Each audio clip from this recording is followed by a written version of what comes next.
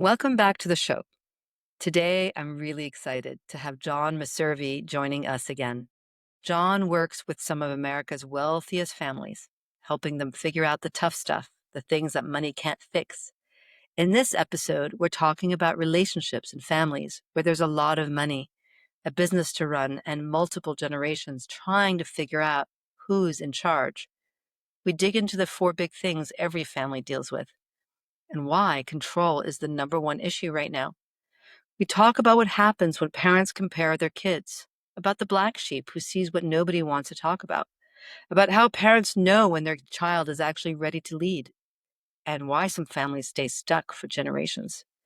This conversation gets real. If you're part of a family business, if you're raising kids who will inherit wealth, or if you just want to understand how families really work when the stakes are high, this episode is for you. Let's get into it.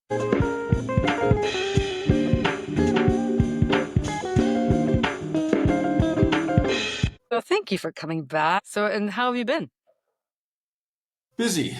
Not quite sure why. Lots of referrals, lots of speaking, enjoying the travel.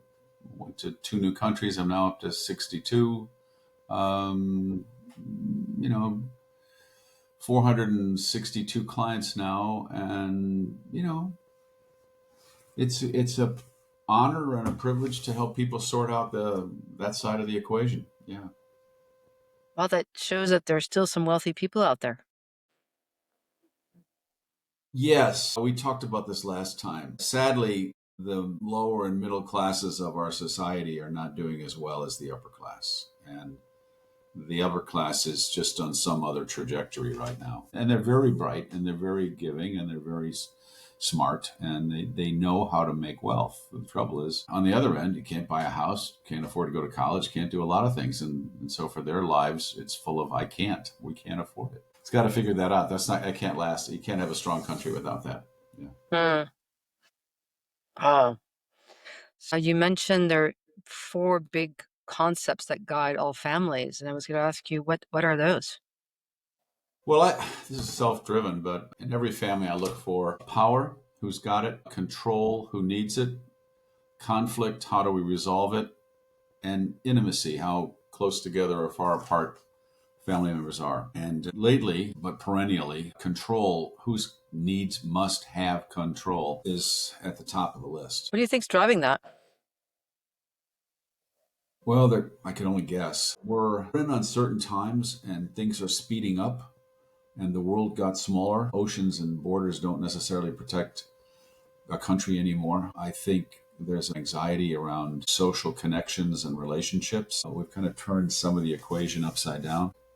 I think that we want to just grab on and hold on to certain things, but it's moving so fast right now, just month by month or week by week, but it's moving hour by hour. The anxiety in the culture is notable right now. Which culture are you talking about? Well, I would say Western culture, particularly Europe. I was just over in London. I was just down in Central America. I think there's a feeling among some people that we're just slipping. They're slipping behind. Not the wealthiest. They're not slipping behind. But this is the American dream is a little more of a reach.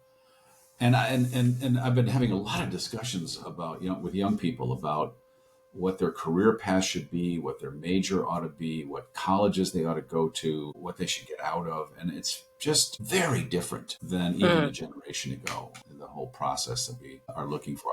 I tell young people, be confident in yourself. Earlier, Diana, we talked about relationships. Well, that begins with your own relationship with yourself. But stay confident amid all the prevailing winds blowing and all the advice and all of the comparables and the comparisons and the envy that's on the internet, on social media, I should say. And just hang in there and use your 20s as kind of a smorgasbord of trying things instead of getting locked into one thing. Like the concept of prototyping. Yeah, I mean, they're going to live longer lives. Why get in that? I graduate, I get an MBA or whatever advanced degree I might get, and then I have to be married by a certain age and and then I'm going to retire at 65. All of that's out the window. right now. So you mentioned control, intimacy. There was two more. Power, Oh, power, power and conflict. Yeah, and conflict. power, Yeah, control, conflict, and intimacy. Yeah, but wouldn't control be part of power? very much so. Yes. Who calls the shots? Who calls the shots? Yeah.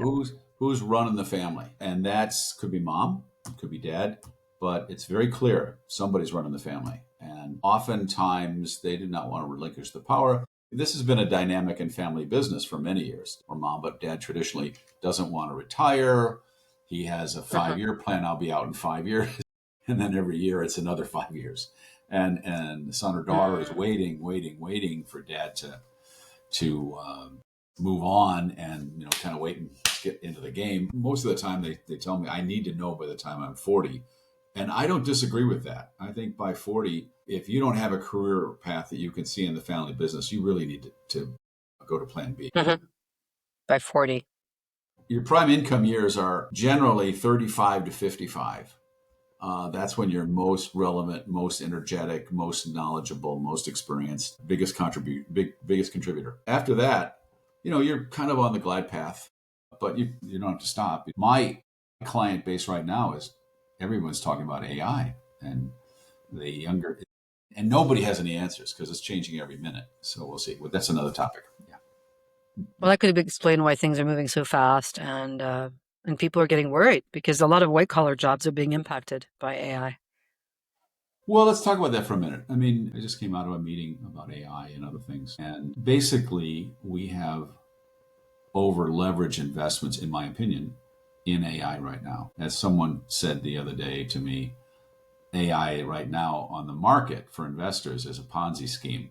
So Larry Ellison and Musk and Nvidia, and it just goes around. So the valuations keep going up, and people keep buying in, and it's going up. So I'm going to keep investing, but leave the investment side out of it. AI, ChatGPT, and other vehicles are going to be as ubiquitous as Google. I mean, they're talking now about wiping out whole rows of industries and occupations like realtors or like, was it one of the I think it was one of the major accounting firms just laid off, consulting firms just laid off 11,000 people. I can't remember which one it was. It doesn't really matter. You can just give me. I went to Cuba, as you may recall, this year, and I was really taken by 5 days Hmm. in Havana, and I had to turn off my cell phone, which, by the way, made me amazingly happy. To no TV and no cell phones for 5 days. Try it. Pretty good. Ooh. It's very good. But while I was there, I came back and I said to ChatGPT, I said, tell me what a positive economic future for the people of Cuba could be like. And it just rolled it right out. And 11 points, and I couldn't argue with any of them. I mean, they were pretty spot on. We're 10 like we'd like to have, or 12 or whatever. It was 11. So pretty good stuff. Mm, that's cool. So going back to those four big concepts, so when you go and work with a family, you try to see through those four lenses what's going on, or how do Yeah, you use that's part of the those assessment. concepts? There's another six, which is going to totally confuse your viewers, perhaps if they write slowly, but there's there's power control, conflict, and intimacy, and intimacy we can talk about in a minute, but it's really how close or how far away the family is, how they guide themselves. Are they totally enmeshed like a rugby scrum, or are they very detached, or have they gone to what the third spot is, I call it, in the intimacy dynamic, which is individuated. They have their own identities. They know who the old question, who am I? They've answered that question. And they have X amount of togetherness and Y amount of separateness.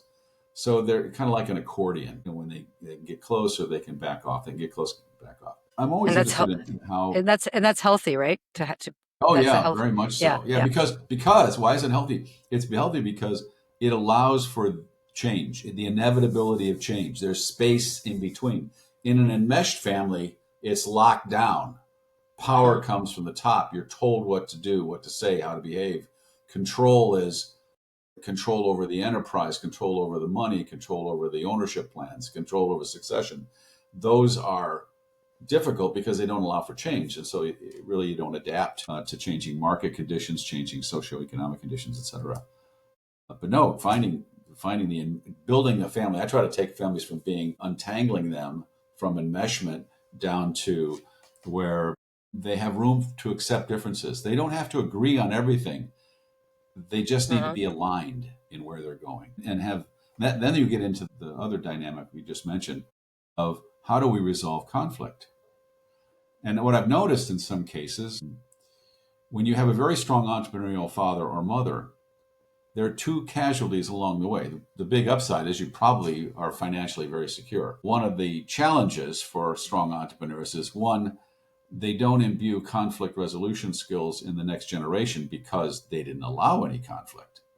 It's whatever Uh-huh. dad or mom said, that's the game. So don't mess with that dynamic. And then two, they really don't have very good communication skills.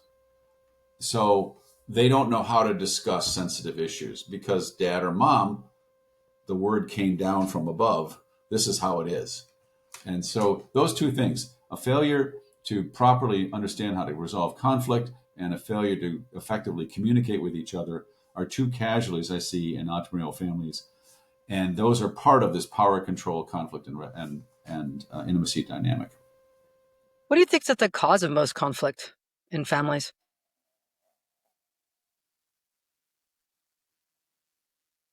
Well, there are many, but I think most of them start out with something small.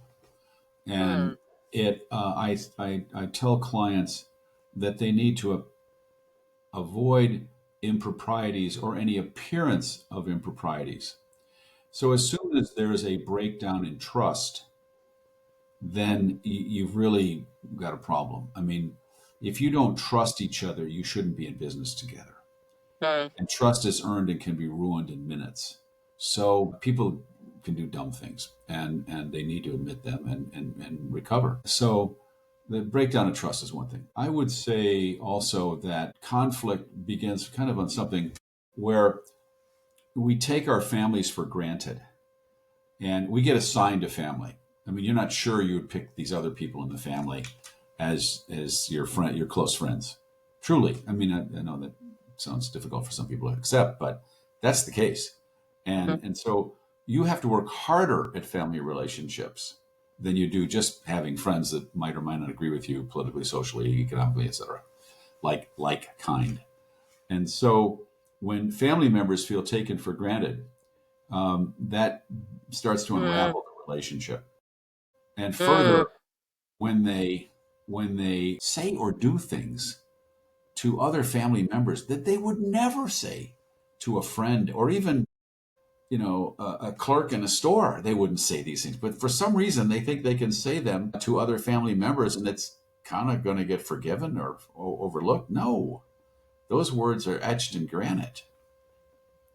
Yeah, I was thinking also about um the how the black sheep fits into that. Well, that gets into the other six I mentioned a few minutes ago. Okay. The other six are families have beliefs. We're one big happy family.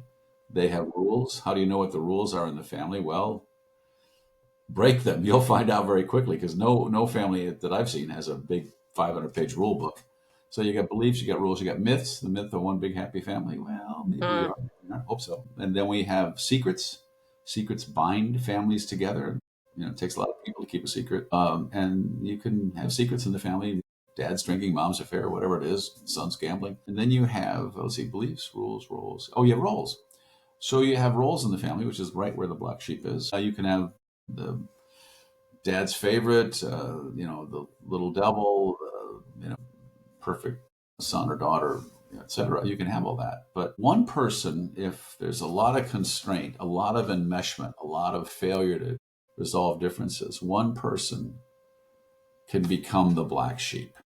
I see. Okay, that's We yeah. can't have that because more often than not, it's the black sheep that has the family figured out, Yeah. that could unlock the secrets, that could deal with the power and control issues, that could point out the discrepancies and how we feel toward each other, that could reveal some of the roles and rules and inconsistencies in family life. But no, no, no, no, no, you forgot. We are one big happy family. Don't you dare bring that up. And nobody else bring that up because, Oh, no, no, no, no. We can't go down that trail, which Like is the trail. yeah, shoot the messenger, right? Make sure there are no multiple times shoot the messenger. Never come back to this family again because you. I have seen that so often. This person leads a very lonely life because they've got it figured out, and once you figure it out, you can't get it out of your head. You see it, the patterns clearly. You've unknotted all the knots in the yarn ball, and you know how this whole dynamic works, and yet nobody wants to talk about it. It's the don't talk rule. We can't talk about it. So what was the sixth one? You said beliefs, rules, myths, secrets, roles. You said there were six others beyond Unspeakables, things we cannot unspeakables. talk about. Unspeakables are just those things that you just can't talk about. Well, what happened back then? Well, don't go there. I've had a lot of clients say I try to Mm. look forward with my clients, and we try to kind of not dwell in the past. But there are stories that are part of the family lore that you have to deal with, and some of them are no, no, no, don't talk about that. That's the unspeakable. Unspeakables are different than secrets. Oh yeah, Secrets have how? a tremendous power to bind a family together. Unspeakables are just kind of the don't talk rule. Yeah. Okay. Wow. I would have assumed they're the same. Dr. Judith Landau says that secrets keep a family sick. Oh, yeah, yeah, yeah. That's great. That's well said. She's Yeah. right. And they Yeah. also, um, that's a family that is afraid to face the reality of the situation. So Mm. I often say to clients, there's really no getting around the reality of the situation, whether it's governance, succession, competence of your children, Hmm. the ability of the family to continue to grow and prosper into the next generation. The reality of the situation is you're losing money, or you're in the wrong business at the wrong time, or your son or daughter is not competent. They can't hit the pitching, or you wouldn't Mm. hire them if their last name wasn't X, Y, or Z. Or the reality of the situation is that the CEO, the non-family CEO you have, is incompetent or unable to get past what I would call a certain level of performance. So that whole idea topic of secession is really quite interesting. Do you see in families when siblings are competing for the top role and there's a culture of comparison between the siblings or between the next gen? I actually don't often see that. No? I see the parents competing very subtly. Mm. They want their son instead of my brother or sister's child to Right. be promoted. I spend a lot of time with next gens. They're really fun Yeah. and they're really smart. I mean, they're really smart. They've got a lot of anxiety about certain issues, but I get it. Hmm. But they've got this figured out even better than the parents. They also, some of them times, they get along better in the cousins cohort. They get along Mm. better than the parents just because there's less time and perhaps less baggage. Yeah, I see that with that younger, the 20s generation. They're more chill. They get along. Something's changed though between 20 and 50. And I see my generation tends to really care that their progeny become chosen. Yeah, yeah. I So how do you celebrate one child's success without making others feel less than? well, it's. I'll use a baseball analogy. A little leaguer is out there with his father in the stands or mother, and he's up to bat and he doesn't do well, and they're in the car driving home, and the father said, you really should have been the starting pitcher today. And the son might say, Dad, I'm not that good. Deep down, I think people know. I think they figured it out where they stand in their place in competence and commitment and value. What tends to recycle that is expectation, which often leads to disappointment. What recycles that is envy. We live a Mhm. life of comparativeness. So we constantly, this is really true in our culture. Wow. We're constantly comparing ourselves to someone else. They've got a Range Rover. Oh, I'm going to go out and get a G Wagon. Oh, I've got one private jet. Well, I've got two. I mean, it's among wealthy families, particularly. And by their nature, wealthy families are mostly competitive people. I mean, they do compete. It does matter where they stand in the kind of the social hierarchy. And yet those people, unless they're grounded, they are the most unhappy among my clients. The ones that Mm. are constantly, whether it's male or female, old or young, constantly competing, competing, competing. Hmm. Life isn't meant to be that all the time. Not everything is a competition where your child went to school, what sorority she got into at SMU. I mean, all of that stuff is on the table. And at some point, it doesn't lead to a very enjoyable experience. So that kind of competition and comparison is destructive. And it does happen in many families. I mean, I don't know if I would use, I think destructive might be a little too strong, too Diana. strong? Okay. I think it might be mostly pretty unhappy. Hmm. I remember a young man said to me once, I busted my ass to get into a great boarding school.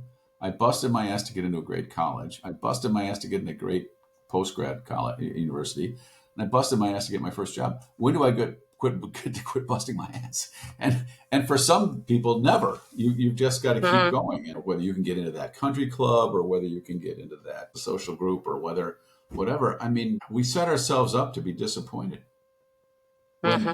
we have enough. I mean, I just got off a call with a young lady in Europe, and just within the hour.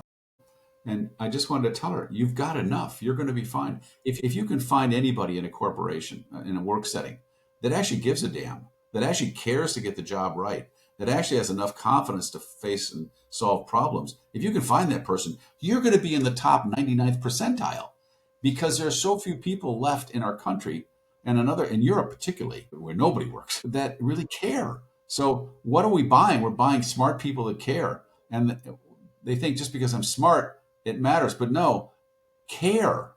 And Hmm. if you care, you're going to do fine. You're going to be fine. You're going to be in the rare group of people that will be always employable. Yeah. And That's so cool. So, leading back to this whole topic of control, what are the signs? Like, let's say you have a client, he's controlling the strings and he's comparing his kids, saying, "Oh, so and so is really, really good," and then the other kid's like, "Oh, I don't know if I can live up to that." But how will that person know that it's time to relinquish?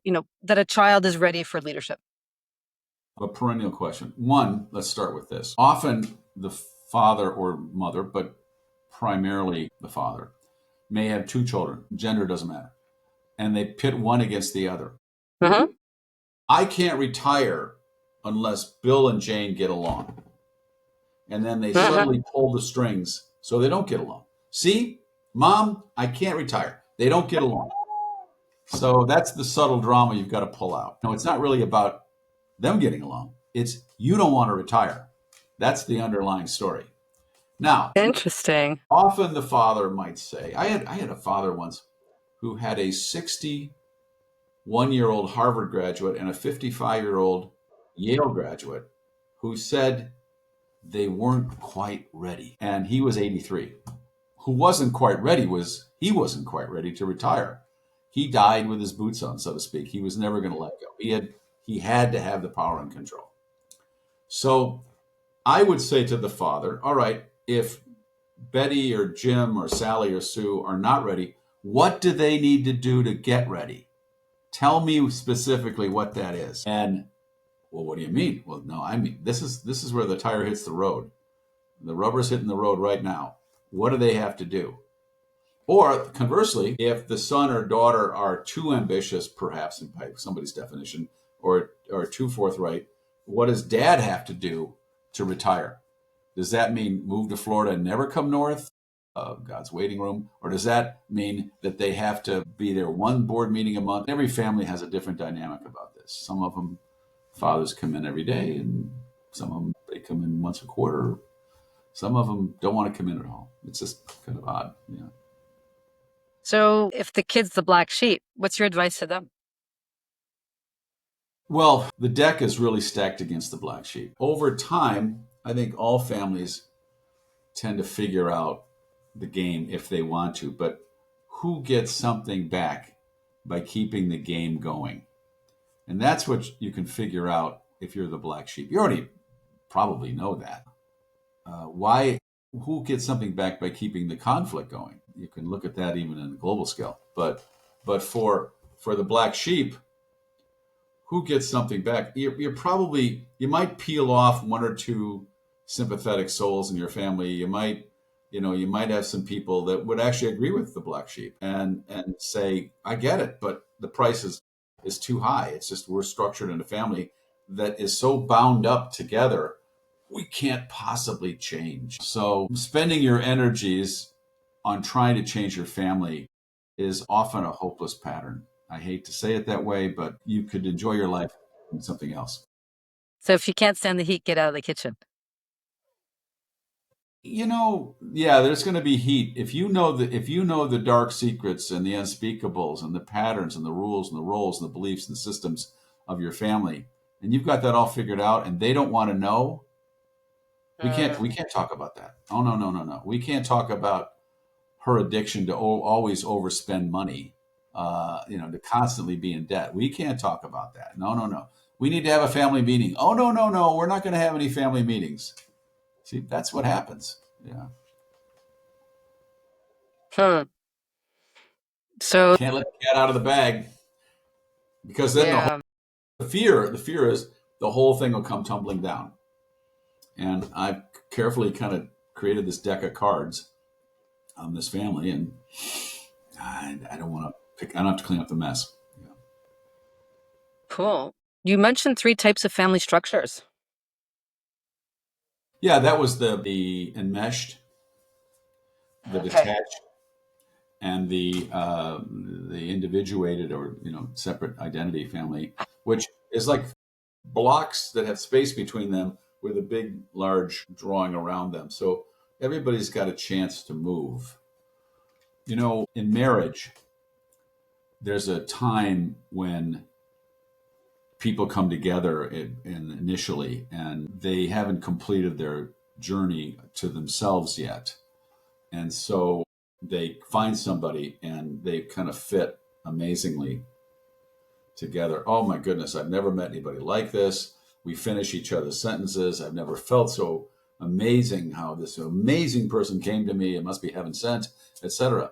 The trouble with that is that this fit doesn't allow for change. It's locked. And over time, change in every relationship, forces pro and con, will be inevitable. So what you really want is you want two people that have kind of finished their journey and can find enough that they care, love, and respect in each other that allows for change to occur, a little bit of friction, okay? I mean, all marriages have the same 4 or 5 arguments. All family businesses have the same 4 or 5 arguments. Yeah. I think last time I quoted Ruth Bader Ginsburg, whose mother said to her, if you want to have a successful marriage, it's important to be deaf a little bit of the time. I think that just is hilarious, but it's true. But conflicts is important. I mean, there's no relationship that doesn't have conflict, right? Yeah, although I have to say this because I just came back from a Monday night football gathering of a bunch of guys. I have old friends that I've known since high school, and for whatever reason, we as friends, we know what to say and when to say it, and then we know places don't go there, and so yeah, it's nice to have friends where you can just have a good time, and just blow off some steam. Politics, sex, and religion, right? Yeah, we don't talk politics anymore, given the tenor of the times. We don't Yeah. talk religion. We can talk about religion. We don't talk about Not in sex. England. We sure don't talk about sex. Yeah. Not in England. You can't talk religion in England right now. No, no, that's No. another story. Yeah, yeah. Or you might end up in Twitter jail or something, or in real jail, actually. It's frightening. It's just absolutely frightening. Yeah. Although I was just over there for 5 days, and basically London has become very much a Muslim city Hmm. because of the staggering amount of wealth. I mean, there's Lambos and Porsche GTSs and Ferraris all over the hotel parking lot, and they fly them in, and they don't ship them in. They fly them with a 747, and one of them had a little Mm. scrape on the front that probably would ruin the value of the car. And the doorman said he probably won't even take it back to Dubai. He'll probably just leave it here and buy another one in Dubai, or 5 of them in Dubai. You mentioned really caring. Would that be a skill for for the next generation? I was thinking about essential skills Well, within families. I think caring is kind of innate in all of us. I think as humans, we have a heart and we want to care. Hmm. It's what we want to care about and how deeply we want to care with the amount of energy we have left. I mean, we have in our souls. I think that it's really a great feeling to care. Like when we get involved in philanthropy, if you can find something that really is purposeful and is able to make a difference in somebody's life on a not on a one-time scale, but on a longer term basis, Hmm. that's that's a great life. I mean, we often talk about legacy, and we're not going to leave this earth with anything, but we can leave something behind that does endure. And so I really enjoy my philanthropic talks with my clients Hmm. about what they would like to do. And we're only in the nascent stages of philanthropy. I think that there's a lot of ineffectual philanthropy being done. I think there's a lot of cocktail circuit philanthropy, and Hmm. there's not a lot of long term, real solution providing philanthropy. Not unlike what a business philanthropy hasn't gotten to where a business is with very focused metrics and very focused deliverables. I mean, some have, of course. I know some Hmm. people do remarkable work, but big scale, a lot of money is going into silly stuff. Yeah, Sometimes giving a nonprofit too much money can actually destroy them. So, what do you totally. mean? Absolutely. And also, it's a little bit like hiring a decorator for your house. I mean, these philanthropic advisors, some of them are great. And I have a list of the ones that are great. But the ones that aren't, and I don't have that list, but the ones that aren't, they're like a decorator. They want to have their design on your money and Hmm. their plan on your money. And they have their favorites, etc. So I'm very careful about any of the ones that I'm fond of because that's me. I mean, I think it's very personal when you start giving a charity money, Hmm. and I separate charity, which is basically a one time gift, with Hmm. philanthropy. Philanthropy has a strategy. That's the Hmm. difference. Is a strategy of giving and a strategy of outcomes and metrics and basis and talent. And some of them look at Habitat for Humanity, how that's taken off. Look at Tunnel for Towers. I mean, Frank Stiller gets paid nothing. And I checked his 990. I checked their charityadvisor.com charity navigator, and boy, they get nothing. Whereas the other one, if you take, I think it's Wounded Warriors are on TV right now. I think Hmm. they're getting millions of dollars in salaries. I mean, we're only required to Hmm. spend 5% of what we give, which is, I think, outrageous. I mean, I could have a long discussion about that. It's my understanding, and I don't do tax, but it's my understanding you're required to give away 5% a Yeah. year. So you get to spend the other 95%. They're watching. You have to have comparables. They're watching salaries on these charity groups, but I don't think they watch them carefully enough. I know. I think there's some really shady stuff, especially going on with the NGOs, which are the story. Anyhow, Because the 5% rule is for the private foundations, yeah, right? yeah. But here we are, kind of pulling all this together. Hmm. Families right now are challenged because the divorce rate is high. Hmm. And I don't know if there's any signs that's going to, unless the next generation, which is, I understand, quite conservative, that might change the divorce rate or how people marry. But the divorce rate is high. The deck is, women have made amazing advances. Hmm. God bless them. Hmm. But the young men I talk to, they like, I don't need to get married. I mean, she's going to take half my stuff. I hear that more than a little. And, I can date and I can have my way and I can do what I want to do. Hmm. I can still remain kind of a underdeveloped person that doesn't have to Hmm. commit and really go through what marriage is, which is a long-term commitment to be there for each other and to support each other. And a lot of people today aren't willing to do that. And then they're on their devices, which I think make relationships, which we originally started talking about, even this social media, we're going to look back and this is not good for us. We are not Hmm. handling this technology well in terms of building and sustaining relationships. Like having people who are defriending people or unfriending people or saying terrible things, putting terrible Hmm. things up, the whole porn industry, the whole industry of insulting each other or the political dialogue without any attribution to a name or a location. I just think it's all enormously unhealthy. If you just stop for a minute and go back to the days when a newspaper landed on your front porch, and you might have read the paper over breakfast, and then you went to work with the same group of people that were your cohort, your colleagues, and then you came home with your wife and children, you didn't have all of this noise going on in your head. It's all an eyeball society right now. It's all about ratings, and ratings are profit making for a lot of entities. And those ratings, I don't think our young people understand that. And we have a default. The human default is if we see it on a screen, we are more likely to believe it than to not believe it. So we're believing these things on the screen when probably half of it is absolute garbage. And then they drive a fear factor.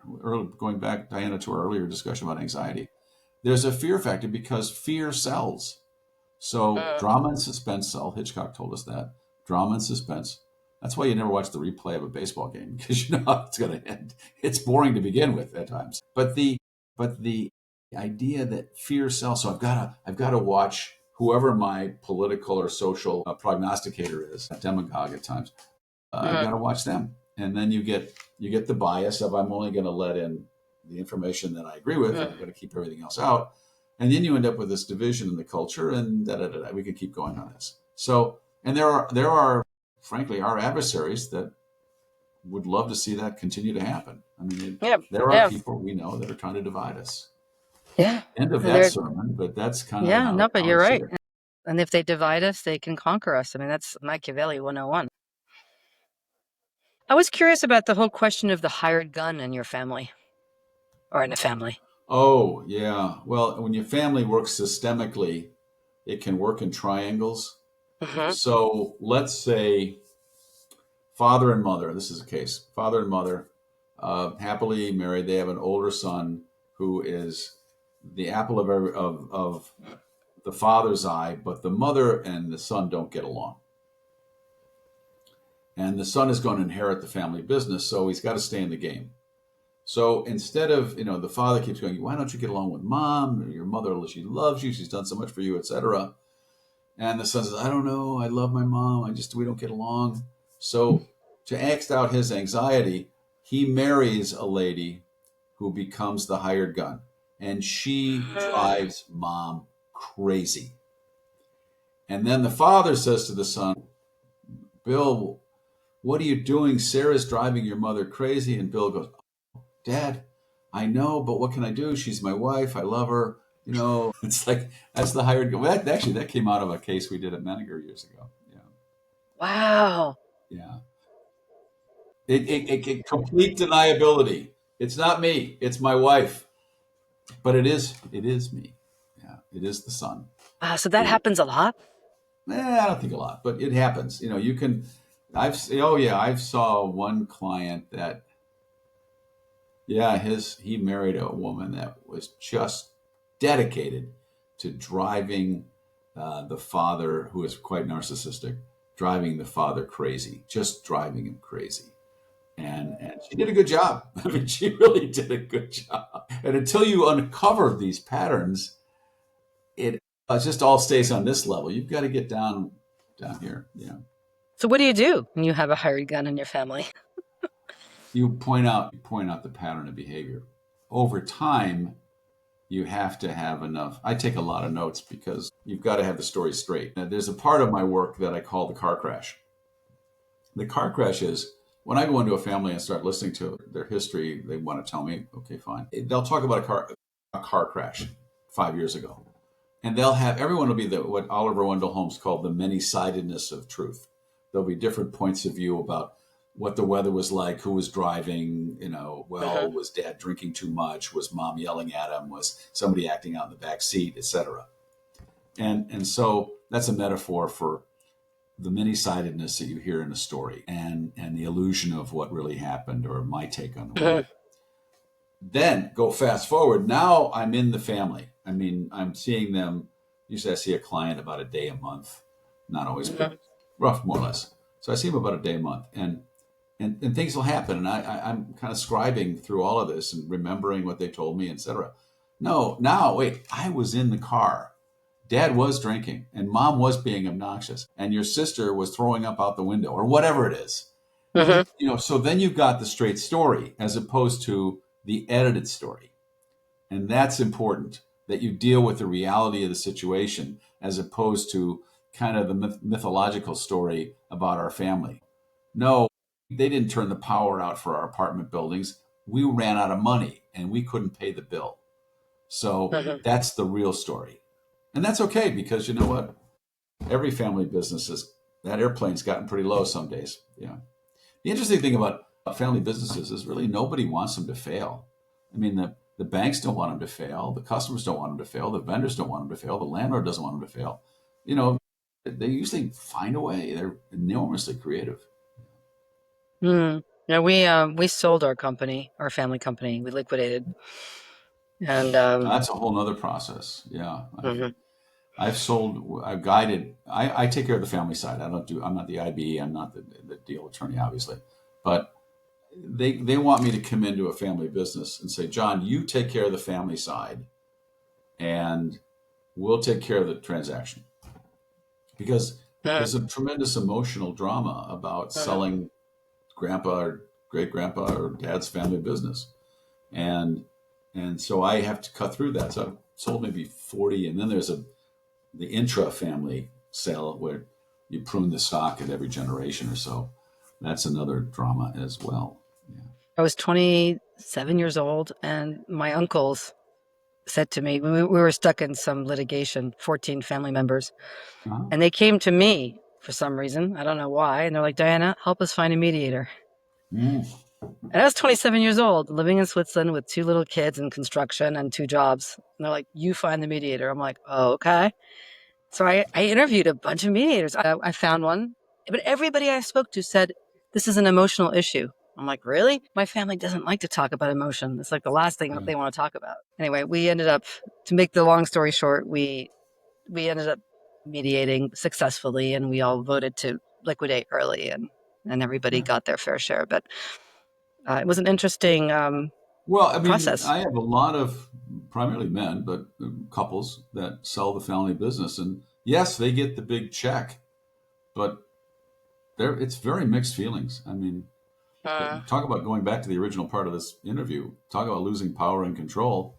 You've mhm, lost it, and yeah, you've got the big check. And what I find is, suddenly you've got, pick a number, $150 million or $500 million, whatever you got out of the sale, and you pay your big tax check, mhm. and then you're sitting there thinking, what am I going to do to assuage the pain of selling this? So, because it's such a mixed blessing.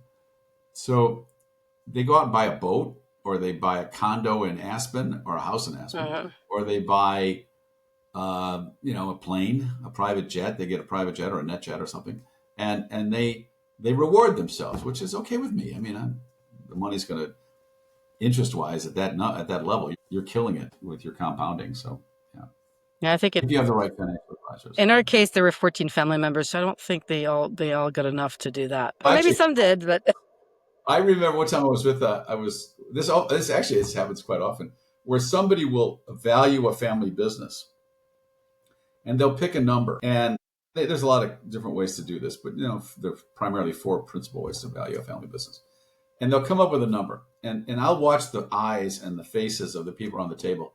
They're doing the division right there. Okay, that mhm, number divided by 7 or 8 or mhm. 14 or 2 means, and then they forget to include tax and other expenses, and then they say, wait a minute, that's all I'm going to get? Yeah, well, welcome to Yeah, the well, world. in our case it wasn't divided equally because it was Uh-huh. the members of the family who contributed the most to the managing of the family business who got the lion's share.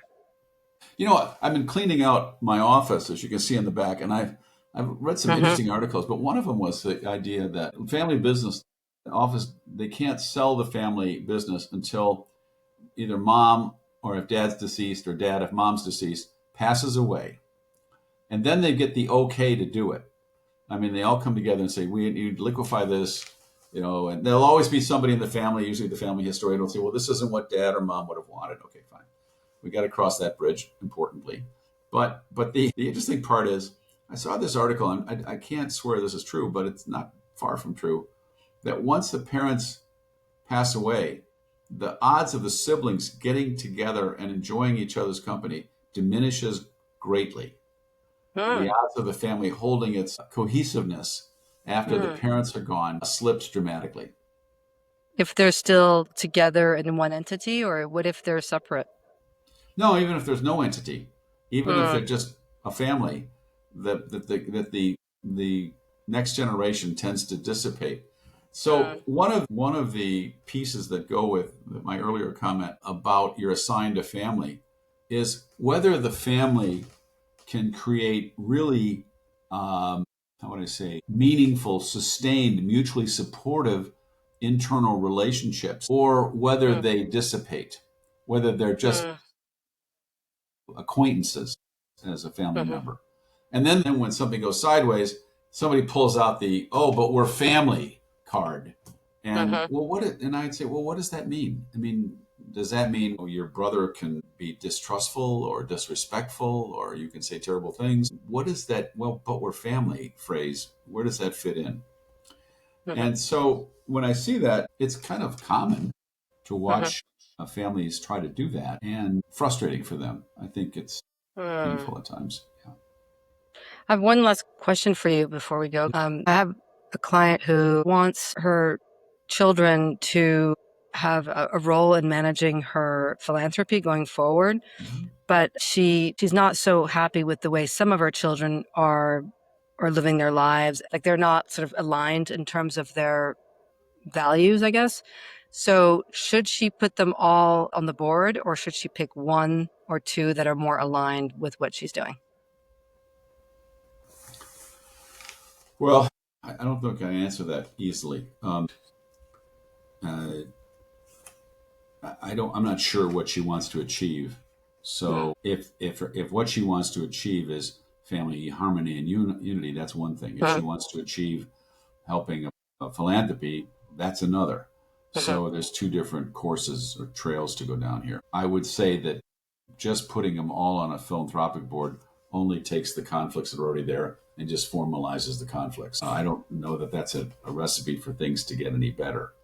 It mm. reminds me of a mother who said, well, I'm sure if Jimmy, we gave him more money, he'd stop taking those drugs. No, I don't think so. Yeah, And the same would be true with kind of institutionalizing the conflict in your governance structure. I yeah. mean, if they don't get along, don't set up the drama. Well, she's saying that she's adding other community trustees who are not members of the family who will be able to overrule her kids. That's fine. That would be my next recommendation was get Uh-huh, some outside professionals that would guide them. But here's the other piece, Diana. They've got to want to do it as uh-huh, opposed to being assigned. And they've got to know that they're going to have to try to be more competent, more professional, more committed to do this. And if they're not, just don't even waste your time with that because you're going to end up with a lot uh-huh, of disharmony, a lot of frustration, and that hope is a nice word in our culture, but uh-huh. sometimes hope stops us from achieving things. We're betting on the wrong horse. Yeah. Well, being a mom, I want my kids to get along, so I get that. Tell them that. That makes a difference. Yeah. Tell your kids, I expect you to get along. Even when I leave this earth, I expect you to get along. I think you need to put that in there. A lot of parents just assume that's going to happen. I think we have two kids. I tell them, I want you to get along after we're gone. And you Yeah. don't have to be best buds, but I want you to be respectful and supportive and committed to each other and helping out. And that's the deal. Okay. That's the deal. We're constantly comparing ourselves. Uh-huh. It's a festival of envy. Uh, And we are, I don't have this, or I don't have that, or they've got this. In the 50s, they called it keeping up with the Joneses, but uh, it's now at some other wild level. And I know a lot of wealthy people that people would think they wouldn't have a problem in the world. And boy, they have exponents on many of the issues that you and I would just not have to deal with. I would suggest that having children that follow their own journey, their own uh, passion, their own, I don't like that passion word, but follow their own journey, own their own sense of uh, self, what they got genuinely enthused about would supersede what the mother would like to do with the charity or the philanthropy. That I would be very happy that that family had children that were doing what they found to be the right thing for them at that time. Mhm, And that doesn't mean it's a permanent condition. People mhm, can weave in and weave out of these things. But if they can find their own identity, what they love to do, who they love to do it with, it may not be exactly. One of the problems we have is people think they have to follow the script in the family. mhm, They have to follow the unspoken expectation, and that can lead to a lot of conflict, mhm, a lot of stress, and frankly, even addiction. That I've got a hole in my psyche or a hole in my heart that I've mhm. got to fill, and this makes me feel better, so I'll do it. Yeah. Yeah. And do you see a lot of addiction out there working with families? That's a big question. I think we have more opportunities to become addicted, especially when you're wealthy. Mm, You don't necessarily have to be at work by 8 o'clock every morning and stay till 6:30. You don't have to do that. But the addiction, when I was at Menninger, I asked Walt Menninger one day, we were in the cafeteria with everybody, and I said, what percentage of the country is addicted? He said, well, who knows? We like to repeat pleasurable things. mhm, So whether we're addicted to alcohol, clearly, drugs, clearly, pharma, clearly, sex, drugs, and rock and roll.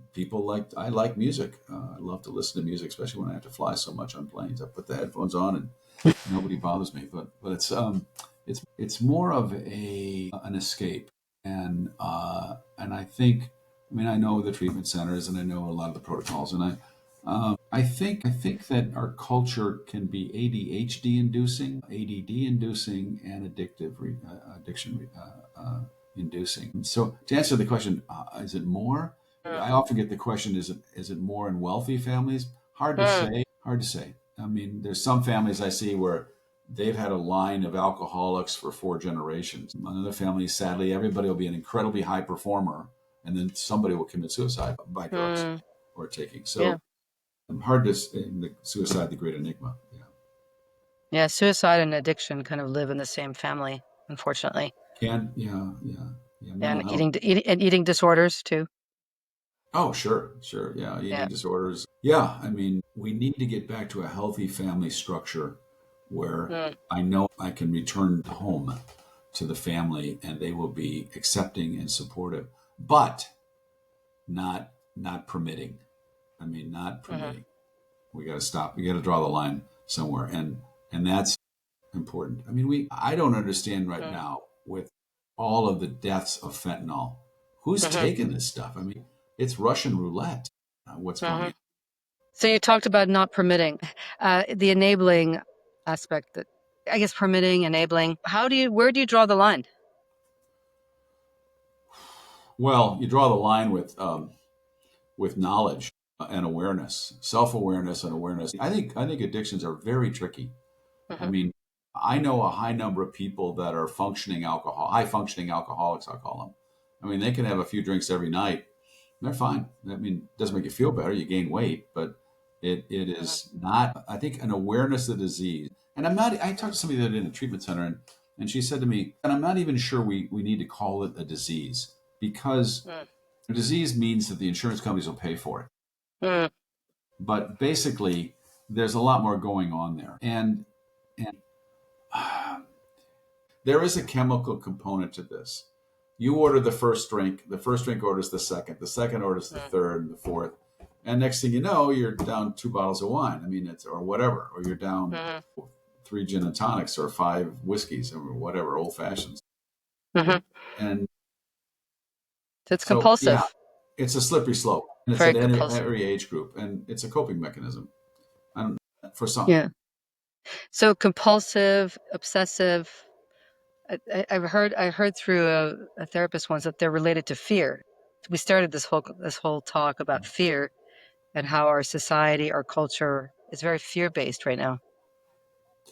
Well, we've been having that discussion in the last hour about Yeah. how fear sells. I mean, if you want to shake people up, Get them something Mm-hmm. to be afraid of. They'll put eyeballs on the screen. Your ratings will go up.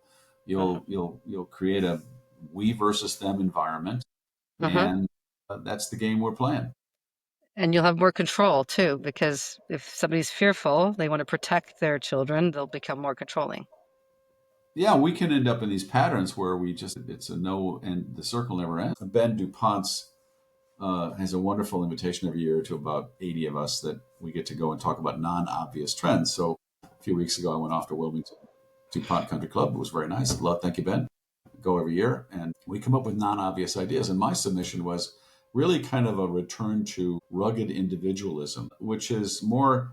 This kind of fits in the theme we've been talking about, but you're really kind of in charge of your life. And if you think the government's going to save you, it's not. We've really reached the limit of our ability to rely on the government to solve even basic problems. I'm on Philip Howard's board of Common Good. He wrote The Death of Common Sense and Life Without Lawyers, and this last one about rolling up your sleeves and getting back to a work ethic.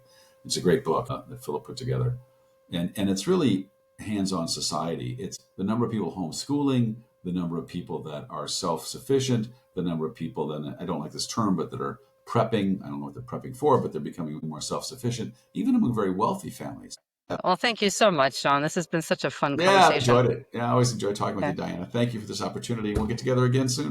Before we wrap up, I'd like to thank Oliver Kiker for the jingle and Gwendolyn Christian for the backup support. Also, a quick reminder, these interviews are not a substitute for professional, medical, legal, or psychological advice. Always consult with a qualified professional for any major decisions in your life. And thanks for joining me in exploring the connections that make us human and learning insights and strategies to help us build, heal, and nurture relationships, including and especially the one with yourself. It's been an honor to share this time with you and to bring you conversations with some of the brightest minds who deserve more recognition. Remember, life's too short to take too seriously, so don't forget to hit that subscribe button, get outside, and let's continue this journey of life together. See you next time.